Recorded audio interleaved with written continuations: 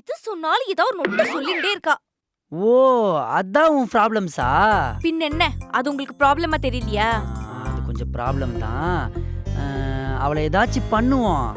ஆனா அதுக்கு முன்னாடி நீ எனக்கு ஒன்று பண்ணுமே. என்ன? அது பிரியாணி வாங்கி தரணும்.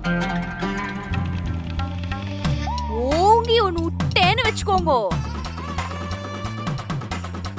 காது ரெண்டும் கழண்டு ஓடிடும்.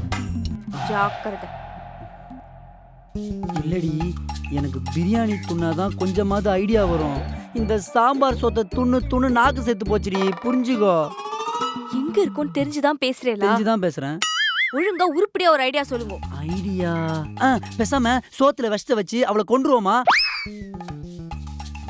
நல்ல ஐடியா தான், ஆனா இப்ப வேணாம். ஃபியூச்சர்ல பாத்துக்கலாம். வேற வேற பேசாம இன்னும் படிப்பு உனக்கு முடியல, 3 வருஷம் பாக்கின்னு சொல்லி ஊருக்கே திரும்ப அனுப்பிடுவோமா? எப்படி ஐடியா? அவங்கள மாதிரி தற்கூரி இல்ல, நம்ப மாட்டா. ஆமா.